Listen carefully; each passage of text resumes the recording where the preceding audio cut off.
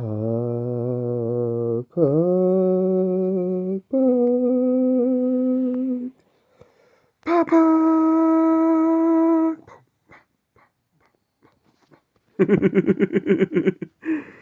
I love you, Kaiba.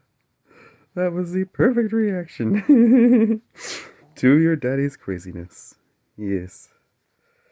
And daddy should be a little crazy. Because daddy does not get very much sheep. You get lots of sheep, but daddy not so much. We had the big Halloween event yesterday. Lots of candy left over. Good thing that daddy picked all the candies that daddy actually likes to eat. But daddy might give away some too. I was thinking about trying to find like a boys and girls charity or something. Like, I know there's a Kiwanis Club near my house. Maybe donate some of the bags to them so all the kids can get an extra bag of candy in case some of them didn't get to go out for Halloween or something. Something Daddy's considering doing. Anyways, is that what we're here for today? And as cute as you are, you're not the reason I'm here today either.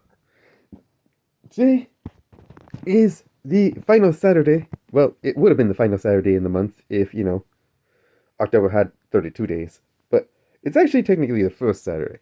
But we're going to count it as the last Saturday of the month. And it is the end of the Commando Core Creator Challenge!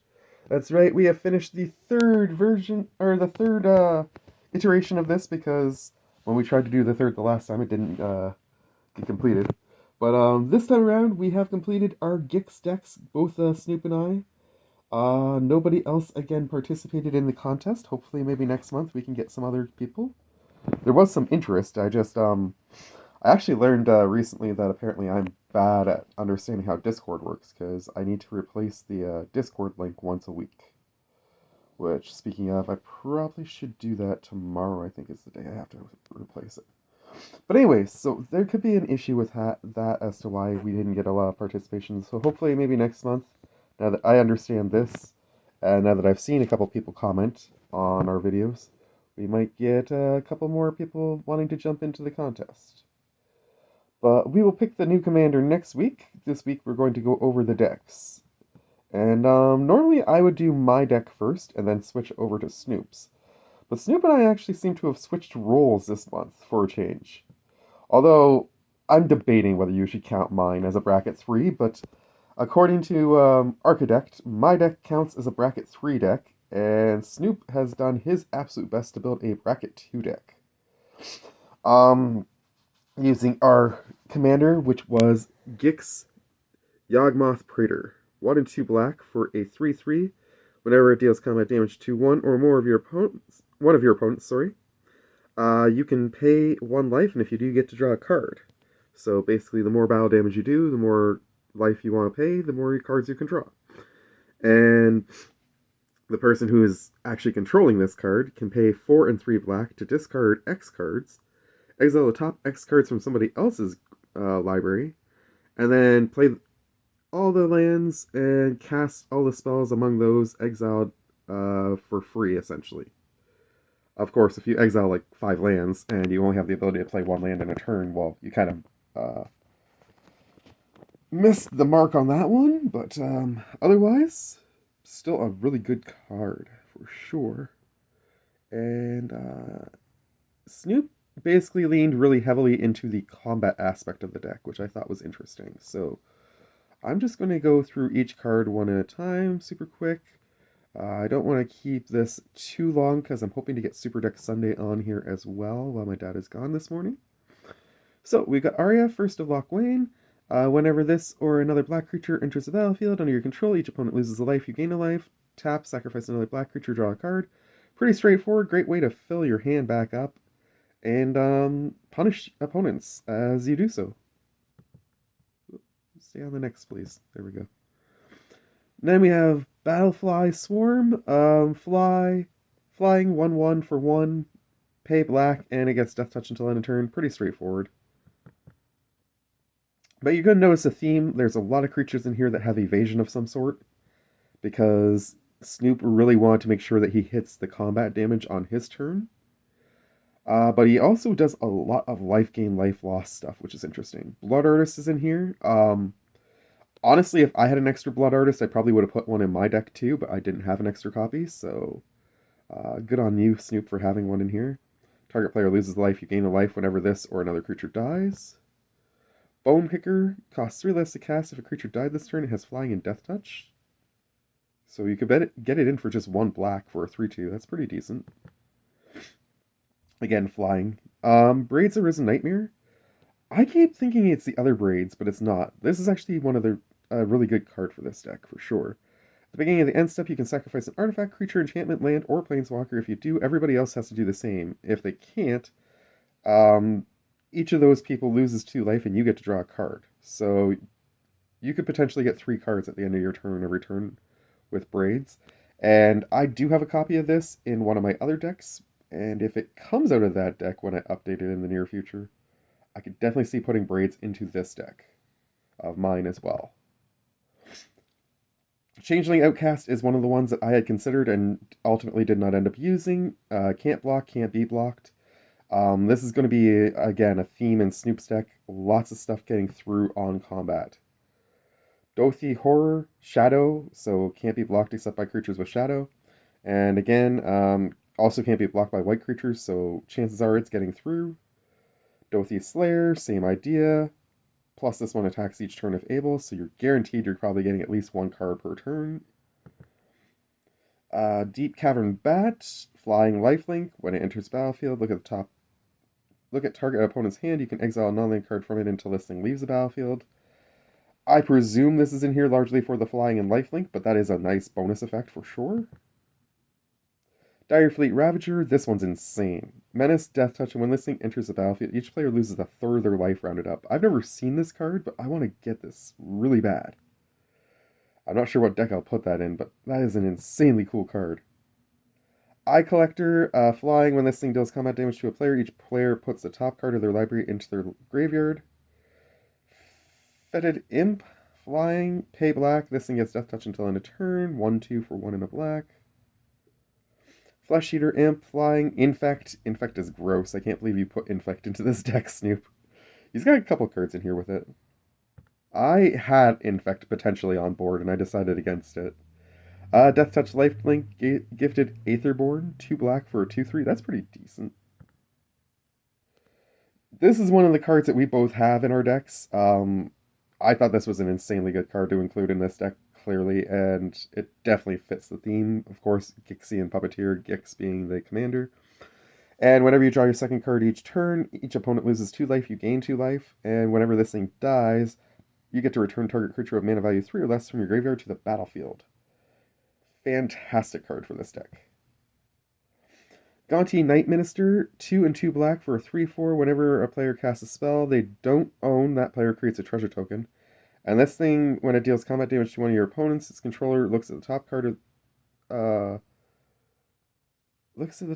opponent's library and exiles it face down. They may play that card for as long as it remains exiled. Interesting. So this is another one that's like Gix. It's going to encourage everybody to try and swing at each other rather than swinging at you, which is good. And treasures and exiling cards and playing them, interesting. Also, crazy include for this deck because, yeah, you want to deal a lot of life damage, clearly Snoop does. Gray Merchant of Asphodel. Definitely a crazy good card for sure. Each opponent loses X life, where X is your devotion to black, and you gain life equal to the life lost. So, because, and I mean, I had a similar notion in my deck. I just didn't include some of the cards that Snoop has included. I've included some other ones, but basically the idea is, of course, we need to get our life up as high as possible to keep being able to use Gix's ability. Otherwise, you're not going to be able to refill your hand. Grim Hireling, whenever one or more creatures you control deal combat damage to a player, create 2 treasure tokens. I need to get one of these too. That is a fantastic card. Pay black, sacrifice X treasures. Target creature gets -X until end of turn. That part I probably wouldn't care about, but the first part is insane. Gurmag Swiftwing, flying first strike haste for 1/2 and 1 black, or 1 black for a 1/2. Very good. Again, evasion. Flying Death Touch Lifelink, Night Hot Scavenger, again evasion, and this thing's power is equal to 1 plus the number of card types among cards in your opponent's graveyards. Interesting. Ophiomancer, at the beginning of each upkeep, if you control no snakes, create a black snake. Ooh, that's nice with Death Touch. More evasion. Pilfering Imp, flying, 1 black, tap, sacrifice. Target opponent reveals their hand, you choose a non-land card from it, they discard that card. I'm doing that a lot in my deck. I don't know how much Snoop focuses on his. I don't think it was as heavy a focus, but mine definitely was. Flying Death Touch Lifelink for 1 and 2 black for a 3/3. That's a decent stat line for sure. Pay 2 and a black, exile this card from your graveyard, put a flying counter, a Death Touch counter, and a lifelink counter on target creature. Ooh, I need to get a copy of that one. That's insane. That'd be sick for my vampire deck for sure. Shadow Ally Denizen is another one that I had considered for quite a while in my deck and ultimately cut. Whenever a black creature comes in, you get to pick another creature on your board and give that creature Intimidate until end of turn. I liked it, I just wasn't generating enough to make it worthwhile. Snarling Gormand, 1 black for a 1/1 with Menace, and whenever another creature with power 2 or less enters the battlefield under your control, surveil 1. That's decent. Get through your deck really good on that one. Tormented Soul can't block and can't be blocked. I think I have that in my Spirit deck. Vampire Cutthroat, Skulk, Lifelink, 1/1 for 1 black, or for 1 black. Again, Skulk being insane, you can't. This creature can't be blocked by creatures with greater power, so as long as he doesn't put +1/+1 counters on it, he's got pretty good chance he's getting through. I considered Vampire of the Dire Moon for quite a while in my deck and ultimately cut that too. 1/1 for 1 black that gives you lifelink and death touch. Vault Scourge, flying lifelink, 1/1 for 1 and 1 colorless. No, 1 Phyrexian, sorry. Which is going to be either Phyrexian black, sorry, which is either 2 life or 1 black. Nice. Vein Ripper, flying, ward, sacrifice a creature. Whenever a creature dies, that target opponent loses 2 life, you gain 2 life. Nice. And now we're getting into some of the other cards. Finally through all the creatures. My goodness, that was a lot of creatures for you, Snoop, for a change. You usually focus more heavily on the other stuff, I find. Return up to 2 target creatures with total mana value 3 or less from your graveyard to the battlefield. Put a Death Catch counter on either of them. Ooh. I need to put that card into my collection. That's an insanely good card. I don't think I have a copy of that. Sanguinate, that's one we both put in our decks for sure. And why not? Everybody's going to lose X life. You gain all the life total lost. So, fantastic way to fill your life back in. I considered Feed the Swarm for quite a while in my deck, and ultimately I cut it because I thought that I'm paying so much life already. I don't know if I really want to pay an extra 5 to 10 life, let's say, to get rid of something that's really problematic. And again, it's sorcery speed too, so that kind of limits its abilities somewhat to my turn only, unfortunately. All creatures get -1/-1 until end of turn for each swamp you control. Ooh, Mutilate's a good card. I don't have that one. Need to get that one. That's a good one. Peer into the Abyss. I do have this, but not in this deck. 4 and 3 black. Target player draws cards equal to half the number of cards in their library. Or no, I don't have this. I need to get this. That's an insanely good card. I've lost to that card a couple of times at the card store. That's where I remember it from. Predator's Hour. Until end of turn, creatures you control gain menace, and whenever this creature deals combat damage to a player, exile the top card of that player's library face down. Okay, so it's basically just going to steal everybody's cards. Nice. Damn. That's a good card, too. Oh, there we go. I was going to say, why is it not working? Reanimate? I think I included that in my deck, too. If I didn't, it ultimately got cut at the very last minute, but it was really close to getting in. Clearly a good card for black decks. Toxic Deluge, that I don't actually own a copy of, but if I did, I probably would have included it in this deck, yeah. Maybe not, actually, because of the paying the life part. Unearth, return target creature card with mana value 3 or less from your graveyard to the battlefield. Interesting. 1 black, that's not bad. Wait, really? 1 black? Sorcery speed, but still, dang, that's pretty good. Victimize is a great card. I love this card, but I did not include it myself. Or no, did I include Victimize in this deck? I can't remember for sure. I might not have had an extra copy of it. Consuming Corruption deals X damage to target creature or planeswalker. You gain X life, where X is the number of swamps you control. I'm pretty sure I included one of those in this deck. Defile, target creature is -1/-1 until end turn for each swamp you control. That I don't have. It's a good card, though. Flare of Malice, 2 and 2 black. Sacrifice a non-token black creature, rather than pay this spell's mana cost. Oh, okay. Interesting. Each opponent sacrifices a creature or planeswalker with a greater mana value among creatures and planeswalkers in control. Neat. That's a good one. Force of Despair. If it's not your turn, you may exile a black card from your hand rather than pay the spell's mana cost. Destroy all creatures that entered this turn. Ooh.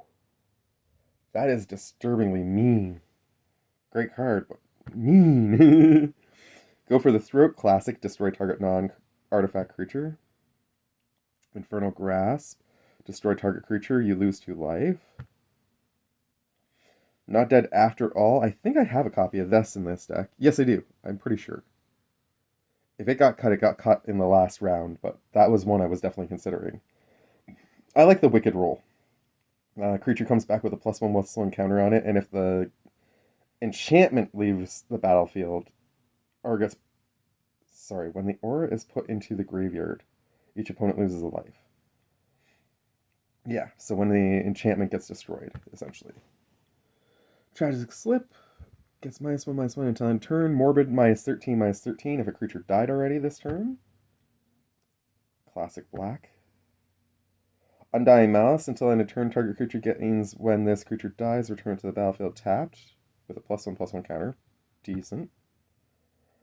Victim of the Night. Destroy target non-vampire, non-werewolf, non-zombie creature. Never heard of that one. 2 black for instant, though. I'll take that. Withering Torment. Destroy target creature or enchantment. You lose 2 life. I'm noticing a pattern here, Snoop. Destroy stuff onto your opponent's board. Draw a bunch of cards. Good deck. I love this one. Arcane Signet. Charcoal Diamond is amazing. I need to get a copy of one of those for sure. Interest tapped, add black. Just like I need to get one of these. Jet Medallion. Reduces the cost by 1 of all black spells. Lightning Greaves is a fantastic card to include in this to protect Gix for sure. Soul Ring for the extra mana. Thought Vessel, no maximum hand size, and again, extra mana.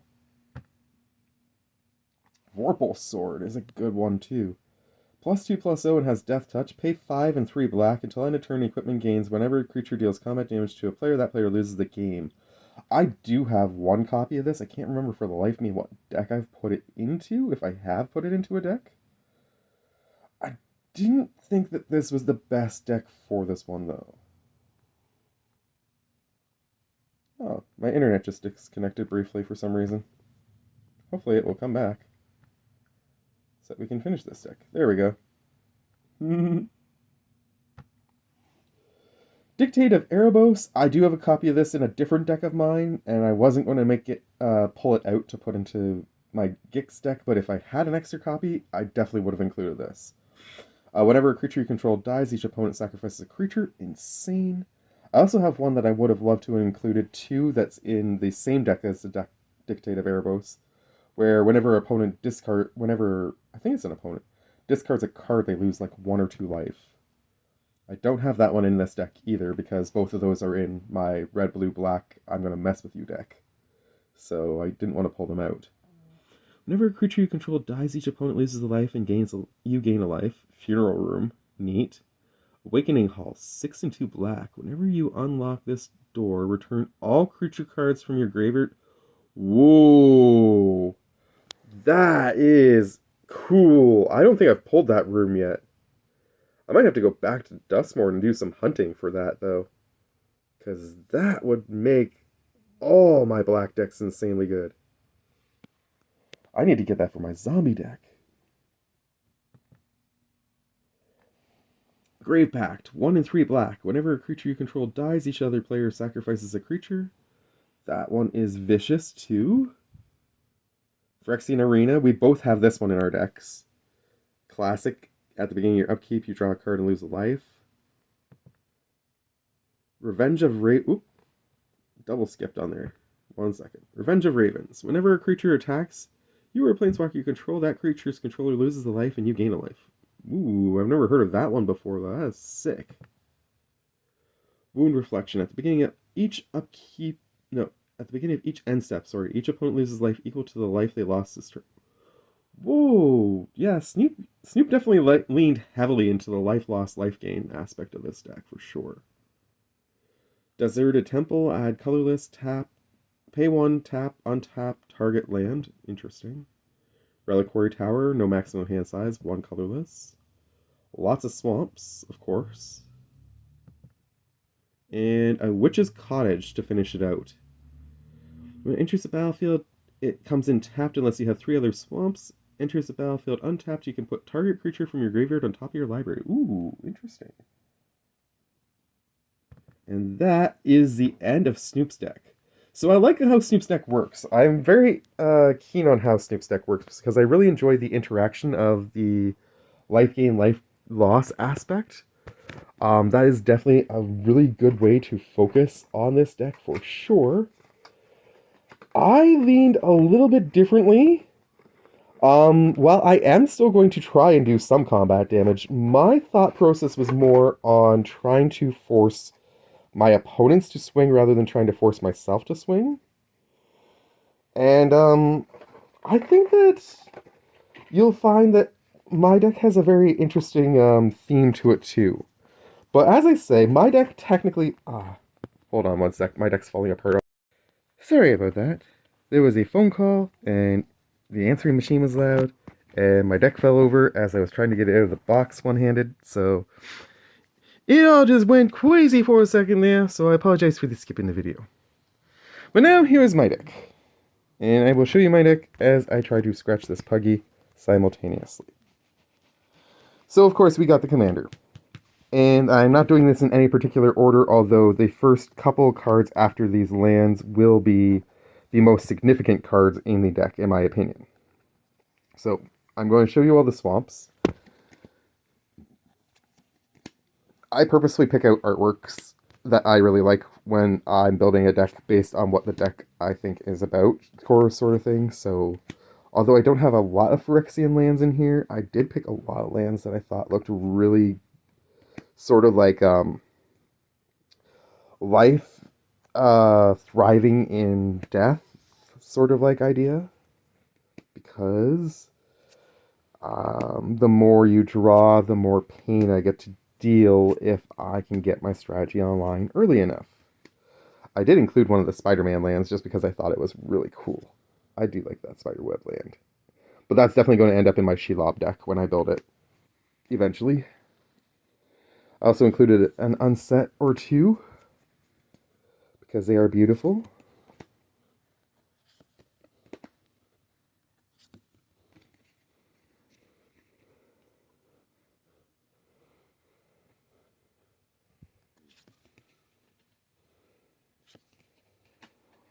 And there is a beautiful stained glass swamp.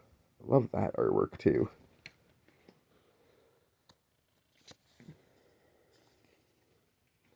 Planetary version of the swamp. Gorgeous. There is a Phyrexian one.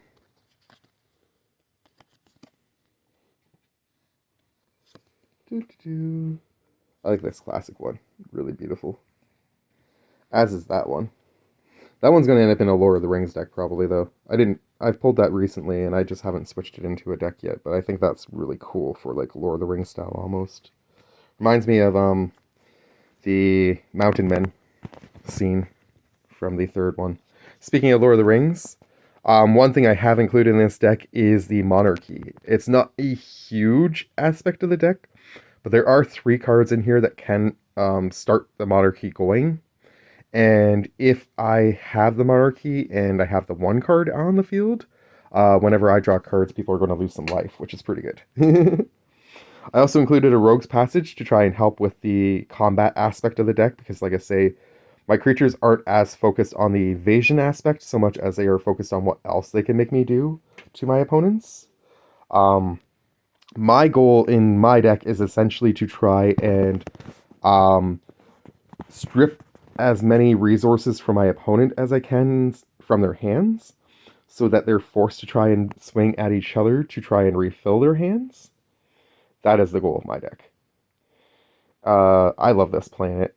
I think it's a really cool land. I would love to get the other 4 planets too, but so far this is the only one I've pulled. Definitely worthwhile though. Especially in this deck, with the sacrificing creatures part at the bottom of that card. This one's really good too, because I can return a creature from my graveyard to my hand. That is something that I want to do often in this deck. And you're about to see why, because this is the card that makes the deck. And this is the card that is considered a game changer by the Commander panel. It is the only game changer in my deck, apparently, which I find kind of funny because I actually do have 2 tutors in here. But this is the only game changer in the deck. And because it's in here, I automatically get counted as a bracket 3. But as you see as we go through this, I really don't think my deck is much more of a... I don't think it's any more powerful per se than Snoop's. We just focused on different aspects. Whereas Snoop focused more on actually doing the combat damage himself and trying to trigger Gix that way. I focused more on trying to get rid of, as I say, cards in my opponent's hand, and then get them to try and trigger Gix so that I can trigger Orcish Bowmasters. And then I can ping a whole bunch of stuff on the board every time they draw cards. And if I can keep forcing them to discard all their stuff, then they can't actually keep stuff in their hand, which means they won't have much of a choice but to swing and try and trigger Gix. At least that's my hope, unless they're, playing a deck that likes to draw cards. And as I said, I have a Gixian Puppeteer in here just like Snoop does. This is the other card that I think is very important to this deck because whenever I draw my second card each turn, my opponents lose 2 life, I gain 2 life. I have a bunch of stuff in here that's going to let me draw on my turns and my opponent's turns, which will mean that there's a good chance that I could draw 2 cards each turn, even on an opponent's turn, and trigger this again. So those are like the 3 main cards in my strategy. If I can get these 3 on the field and keep them well protected, there's a good chance I can win the game just through pings. Which is why I call this deck Death by 1,000 Paper Cuts. Because every time you discard a card, it's going to cut you or somebody else. I threw in a Portal to Phyrexia because the commander was a Phyrexian and I thought that it was kind of on theme. Also, it's going to make all my opponents discard or sacrifice a whole bunch of creatures, which is nice. And then I can add a creature to the battlefield once per turn. So this is in here. The principal reason for this to be in here is to get Orcish Bowmasters back to the battlefield, or to get the Gixian Puppeteer back to the battlefield, or even to get Gix itself back to the battlefield without having to pay commander tax. But there are, of course, other benefits to that card as well. Next up, we have Villas, Broker of Blood, 5 and 3 black for an 8/8 flying. Pay black, pay 2 life, and target creature gets -1/-1 until end of turn. Probably not going to do that very often. But what I do love about this card is whenever I lose life, I draw that many cards. So, if I pay for Gix's ability, and I hit my opponent, I'm actually going to draw 2 cards instead of drawing 1 when this guy's on the field. And there are a lot of other times where I'm going to lose life in this game, and that's just going to help me refill my hand. He is very expensive to get onto the field. There are quite a few cards in here that are kind of expensive to get on the field, but I have a way around that as well, which you'll see in a little bit. Phyrexian Flesh Scorcher is in here largely because of the Menace and Lifelink. I do want to gain life back, of course, as often as I can when I swing. It's also going to make my opponents pay life equal to its power in order to target it, which is fantastic. I have a Massacre Worm in here, because, Massacre Worm. And also, whenever a creature an opponent controls dies, that player is going to lose 2 life. You're going to notice there is a creature in here eventually that's going to come up, which is going to fantastically emphasize a lot of these death triggers in my deck. So stay tuned for that. Next up, Urgoros, the empty one, 4 and 2 black for 4/3. For the record, these cards are in the order of mana value, so I'm going descending order. These are all the high value cards first. Flying 4/3, whenever this thing deals combat damage to a player, they have to discard a card at random. If they can't, I get to draw. So either way, I'm going to get a benefit from swinging with that creature, and since it has flying, there's a good chance I can get it through. That is the hope, at least. Here is my copy of Corrupt. Actually, I guess my card isn't the same as Snoop's. I didn't realize that, but it's similar. It deals damage equal to the number of swamps I control to target creature or player, and I gain life equal to the damage dealt this way.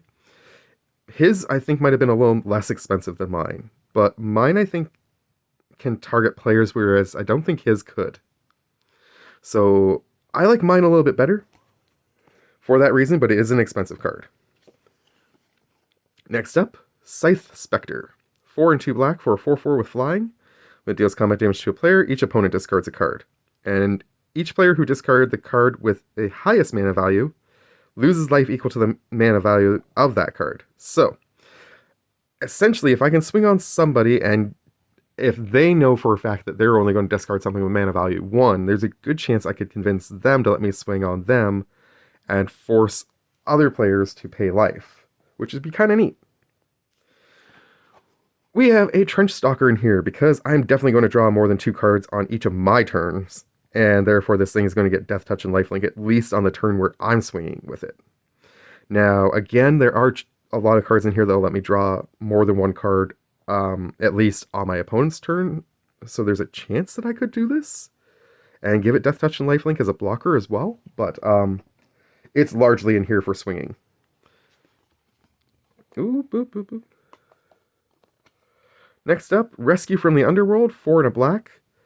You have to sacrifice a creature to play this card, but on the next, was the end step, I think, right? Choose target creature in your graveyard, return that creature and the sacrifice creature to the battlefield under your control at the beginning of the next upkeep. Yeah.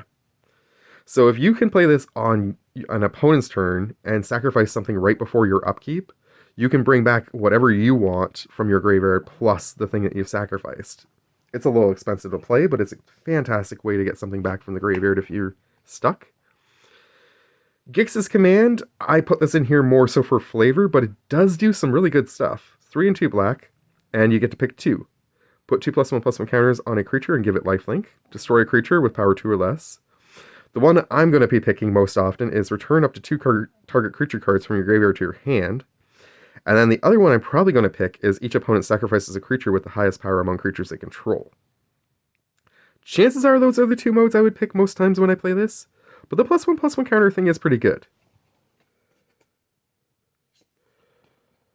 I pulled this recently, and it felt like the perfect addition to this deck. Eldest Reborn, 4 and a black. Each opponent sacrifices a creature or planeswalker, then they have to discard a card on turn 2, and round 3, I get to pick a creature or planeswalker from my graveyard and put it onto the from a graveyard, and put it onto the battlefield under my control. Chances are I'm getting my own stuff back, but there are some pretty good stuff in other people's graveyards too, usually. High Society Hunter, 3 and 2 black, 5/3, flying. Whenever another creature attacks, you can whenever this thing attacks, you can sacrifice a creature to put a +1/+1 counter on this.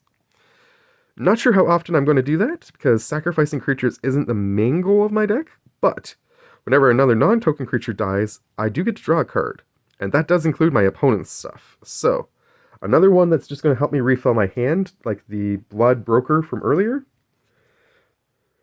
This is the card that I was talking about that is going to make all my death triggers fun. It is Drivnod Carnage Dominus. 3 and 2 black, 8/3. I can pay 2 for Phyrexian black, exile 3 creature cards from my graveyard, and put an indestructible counter on this guy. And if dying causes a triggered ability of a permanent I control to trigger, that ability triggers an additional time. So as I was saying earlier, for example, which one was I referring to earlier? Sorry. Massacre Worm.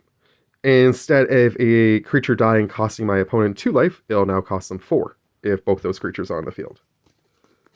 And I do have a bunch of other stuff that's going to cost people life as well. Probably not going to get both videos on here. I'm going to have to cut this together first before I can make the next one. I had I didn't technically have an extra Cryptghast, but I was doing an edit on my mono black deck, and I had another card that would work in the place of the Cryptghast in that deck. And I felt this deck really needed the Cryptghast because of the second ability, which is, of course, when you tap on Swamp for mana, you get an additional black. So as long as this guy's on the field, all my lands will count for double, which is very, very important in this deck because my mana value, or my land count, I think was somewhere around like 32 or 33. Like, it's not as high as I necessarily would like, and I don't have a lot of artifacts that are going to produce mana either. So I'm counting on Cryptghast to get me through on that. This is one of the actual tutors which I somehow get to include, and it does not count as a actual game changer.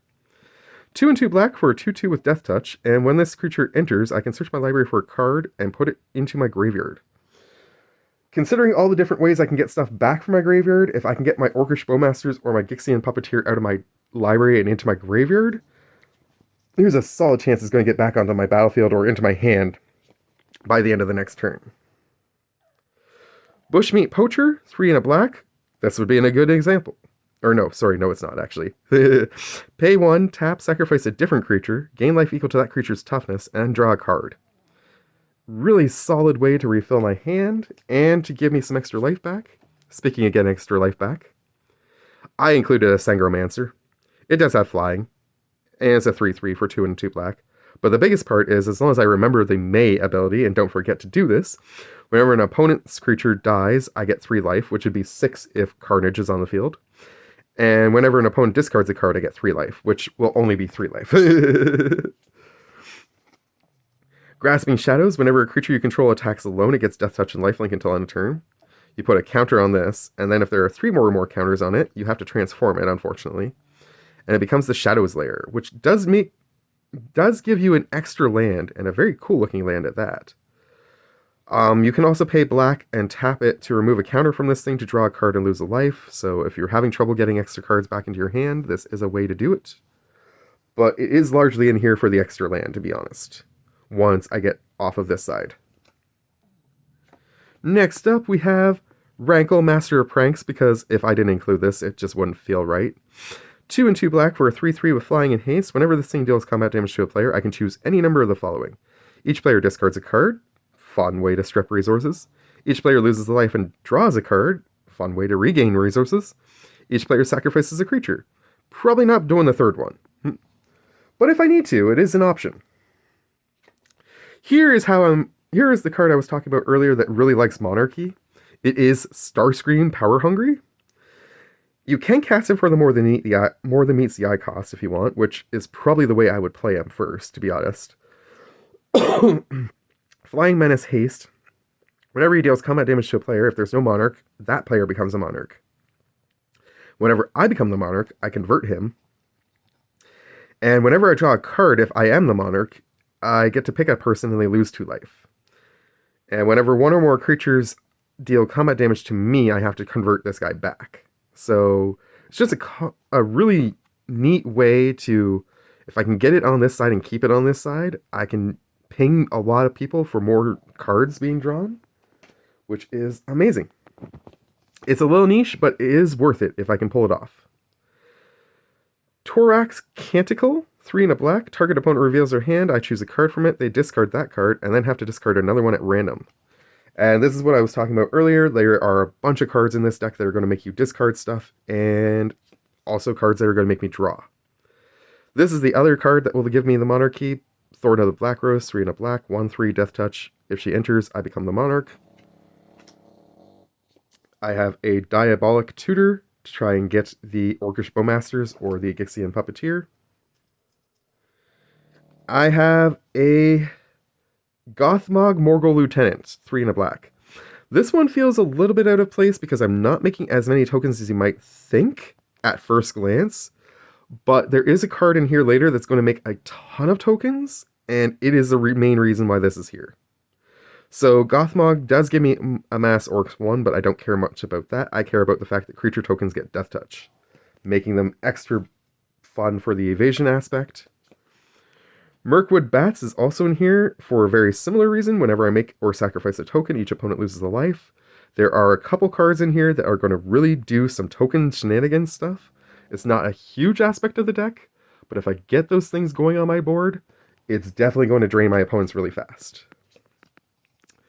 Next up, Gurgling Anointer, 2 and a black for a 1/3. Whenever you draw your second card each turn, put a +1/+1 counter on this, so it can get pretty big pretty fast if I'm drawing second cards on my opponent's turns as well. And whenever it dies, another target creature with mana value less than its power gets to be returned from the graveyard to the battlefield. So, get Orcish back, get Gix, etc., etc. Urborg Siphon Mage, 2 and a black, 2/2. Pay 2 and a black, tap, discard a card. Each other player loses 2 life. You gain life lost this way. Mostly that's the reason it's in here. I don't really like to discard cards in this deck per se, more so than I have to already for Gix's ability. So a lot of the cards in here that let me draw and discard, I'm like, about. But the big reason why he's in here is I get 6 life, essentially, if all 3 players are still playing every time I do that. Once per turn, that's a pretty decent way to get some life back if I'm paying a whole bunch to Gix to draw cards. Speaking of gaining life, Exsanguinate, my version is a beautiful foil art. I don't know what version Snoop actually has in paper if he has one, but I really love this card. Vampire Nighthawk is next, 1 and 2 black for a 2/3 flying Death Touch lifelink. Very straightforward, very simple. Solid evasion, gives me some life back. Lets me trigger Gix probably. Cadaver Imp to just get something back from my graveyard to my hand. Chances are, again, trying to get Orcish, trying to get the Puppeteer. Fire Shrieker to help my stuff hit, for sure. Here is my Phyrexian Arena. Oop, focus. I also included Midnight Snack. Now, this is going to be one of those ones that's going to help with the Mirkwood Bats. At the beginning of my end step, if I attack this, I get food. Pretty much going to do that every turn. Oh, new video started. Okay. I was thinking, what? I don't have any more space on my phone? But no, I'm good. Okay. Pay 2 and a black, sacrifice this. Target opponent loses X life, where X is the amount of life you gain this turn. Chances are I'm not going to do that part. But the first aspect of this card is fantastic. If I'm gaining 1 food each turn, if I sacrifice that food and gain 3 life, and then trigger Mirkwood Bats, that is going to be really good. Next up, I do have a few cards in here that I wanted to include, more so not for my benefit, or hurting my opponents, essentially, by making them draw and triggering my Orcish. So first off in that list is Damnable Pact. X and 2 black, target player draws X cards and loses X life. If I can get this to go off at the right time, I can probably kill 2 players with 1 stone, so to speak. If I can pay enough black to make a person draw out their deck and lose their life, and then I can ping somebody for every single one of those Orcish Postmasters, I could probably do some serious damage. And similar with Blood Pact. Target player draws 2 cards and loses 2 life. It does help me if I need to, but chances are I'm going to use this against my opponents, because then I get 2 Orcish Bowmaster triggers as well. Mind Drain. Well, 1 Orcish Bowmaster trigger, unless it's their turn when I trigger that. Was that one an instant or a sorcery? Instant. Okay, could be on their turn. So it could be 2 triggers. Mind Drain is fun. I love this card. I would include this in almost every black deck if I had enough copies. Target opponent discards 2 cards, mills a card, loses a life, you get 1 life out of it. But I mean, the amount of stuff that you're denying your opponent on 1 card, fantastic. Heartless Pillage, 2 and a black. I love this artwork on this one. I'm going to make somebody discard 2 cards, and if I attacked, chances are I did, I'm also going to make a treasure token, which is another token that I can get Mirkwood Bats triggers off of. Speaking of treasure tokens, next up on the list is Undercity Scrounger. I'm going to probably have a creature die every turn when I attack, because chances are my opponents are going to want it blocked so I can not trigger Gix. And if a creature dies, I get to create a treasure token each turn, essentially. But even if I don't get it to go off on my turn, as long as something dies on an opponent's turn, I can still do this. It doesn't have to be my creatures, which is amazing. So I'm still getting at least 1 food and 1 treasure probably each turn, if both that and Midnight Snack are out. Aggressive Negotiations. Target opponent reveals their hand. You choose a non-land card from it, exile that card, and then put a +1/+1 counter on a creature you control. Fairly straightforward. Gibbering Barricade. Defender 2/4. Nightmare Wall for 2 and a black. Pay 2 and a black, sacrifice a creature. You gain a life and draw a card. This one's actually in here as a neat thing to offset the next card because I thought that these two would be fun to play on the same turn each turn. And that is Guiltblade Prowler, 2 and a black. So if I play the Nightmare Wall's ability, sacrifice a creature first, and then, I'm going to discard something most turns probably. So if I do Gix's ability first, and then I pay 1 and a black, pay 1, tap this, pay an extra life, I can draw a card because I've already done Gix's ability, and then I can pay the 2 and a black and gain the life back, and I've gotten an extra card. So I get 2 cards for no cost, essentially. Which is pretty cool, as long as I've discarded each turn and can sacrifice a creature. This is my ace in the hole for this deck. Bone Harvest, pay 2 and a black, put any number of target creatures from your graveyard on top of your library and draw a card at the beginning of next turn's upkeep. You can play this on your opponent's turns, so if you want to draw an extra card on like one of their turns, that's a fantastic way to do it, first off. But second off, this lets me basically recycle my entire creature base back into my deck if I want to put them on top. And as long as I have a way to shuffle my deck, so I'm not just drawing whatever, it's pretty good. It also doesn't say that it has to be in a random order. So I can actually decide the order that I want all those creatures to come back to the field in, which is fantastic too. Next up, this is the ace in the hole, one of the aces in hole in terms of token generators. 2 and a black for a 2/4 with Death Touch. Mobilize Expert X's number of creatures in your graveyard. So as long as I have a decent number of creatures in my graveyard, every time I swing with this, I'm going to create a bunch of tokens that are 1/1s. They're going to be tapped and attacking. And if they don't get killed by being blocked, they're all going to get sacrificed at the end of the turn. Which means, whenever this thing attacks, this thing is going to trigger Mirkwood Bats twice. And if I happen to have the, what was his name again? The Drivnod on the field, then it's going to trigger a third time, essentially, for the death. So I'm going to basically pinging you for 3 life every time I swing with this per creature in my graveyard. That is insane. I also included a Marauding Blight Priest, 2 and a black. Whenever I gain life, everybody's losing an extra one, so always fun to do that. This is the other token generator I included in this deck, and I love this card. I even if I take this deck apart, which I probably will, there's a good chance that this will make it into the deck that I'm using this deck to build. And that creature is the Raven Man. I love this guy. He's insane. 1 and a black for a 2/1. I do hate the fact that he has a low butt, but I mean, even with a low butt, I'm not going to probably swing with this guy ever. At the beginning of each end step, if a player discarded a card this turn, and chances are they did, I'm going to make a black bird. That black bird can't block, so I'm basically going to be swinging with that black bird, which is why I had the Morgul Lieutenant in here, so that all my birds will get Death Touch. Same with all those warriors that the Avenger is going to make. And then, I can pay 3 and a black, tap this guy, and everybody has to discard a card. So I can at least trigger a bird once per cycle, as long as I have enough mana open to tap this guy. I'm going to save that one to the end. That one's actually one of my favorite cards to show you guys. So even though it costs 1 and a black, I'm going to wait and show it as the last card of the deck.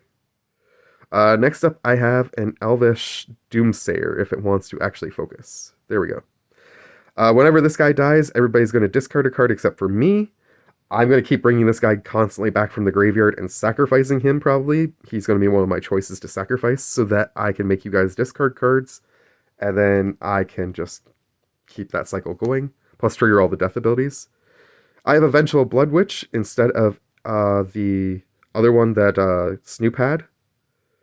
The Blood Priest. I don't have a Blood Priest, instead I have a Blood Witch. But same idea. Whenever this creature or another creature you control dies, each opponent loses a life, you gain a life. Beautiful card. I think actually mine's better because I think Blood Priest is targeted, whereas mine I think hits everybody equally, so that's nice. Creeping Bloodsucker's in here too for the fun little extra damage that it's going to deal and the life gain I get.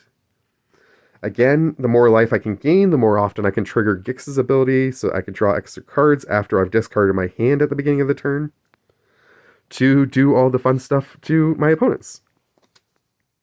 I also have a reassembling skeleton for the same reason that I have the Elvish. It's just something that I can continually sacrifice and bring back, continually sacrifice, bring back. Speaking of bringing stuff back, I have an Eternal Taskmaster. When this thing attacks, I can pay 2 and a black and return a creature card from my graveyard to my hand. So just another way to get back the Orcish Bowmasters, get back Gix, get back the Puppeteer. Because as long as those 3 cards are on the field, this entire engine just keeps running beautifully.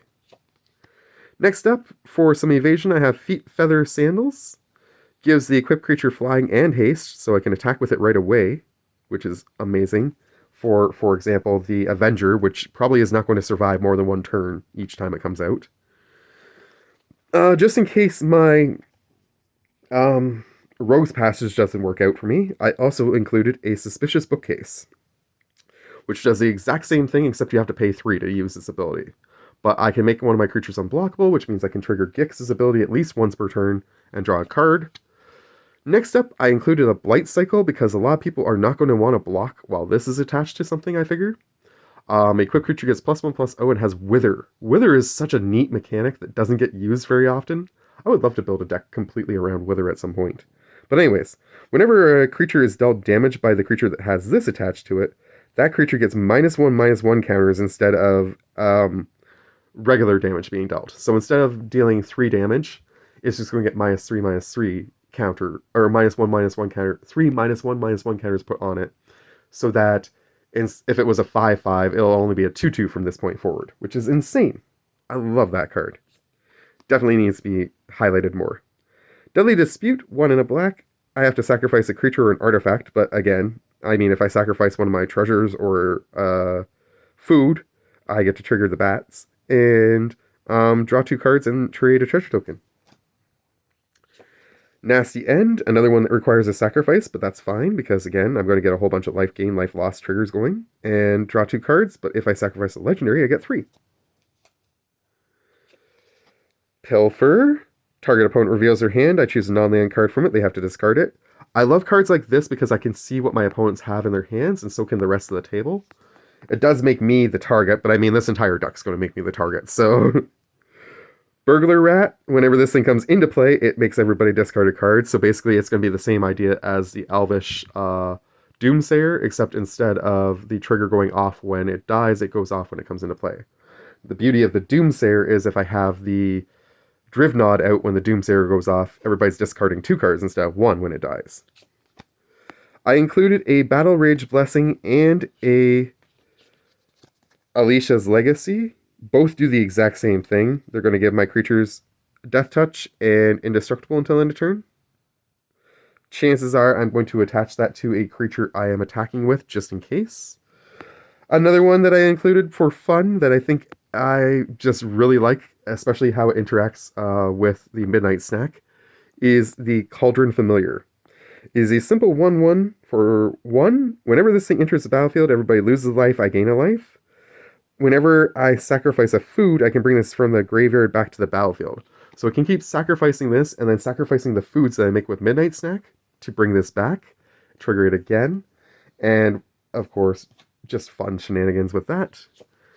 I did include a Reanimate, and I have a very neat artwork. This is the only copy of Reanimate I own, but I really like this one. I have a Village Rites. I have to sacrifice a creature, but I get to draw 2 cards. I have a Corrupted Conviction. I have to sacrifice a creature, but I get to draw 2 cards. Again, I could sacrifice the tokens that I'm making with the Avenger before they actually get sacrificed at the end of the turn if I wanted to these cards, for example. And one more. I have a Duress. Target opponent reveals their hand. I choose a non-land, non-creature card. They have to discard it. And this brings me to my final card of the deck, and this is actually the one that makes me laugh the most because I think it's just really funny to include, and that is a White of the Precinct 6. This guy gets +1/+1 for each creature in my opponent's graveyard, so all that extra discarding and nonsense that I'm doing throughout the game is just going to make this guy really beefy. And then I give him the sandals and the fire shrieker, and he goes off like a madman, just dealing tons of damage to people, and oh, it's going to be fun. Granted, his power will go significantly down as soon as the player gets eliminated, but he is definitely fun to play in this deck. And that, ladies and gentlemen, is our video for the Commander Core Creator Challenge this month. I hope you guys have enjoyed looking at the decks of Snoop and myself. We will pick the new commander next week, and we will start the next contest then. But in the meantime, in between time, much love to you all from Kaiba over here, who is not overly impressed. And I to you, take care. Have a great Saturday. Love you all. Bye.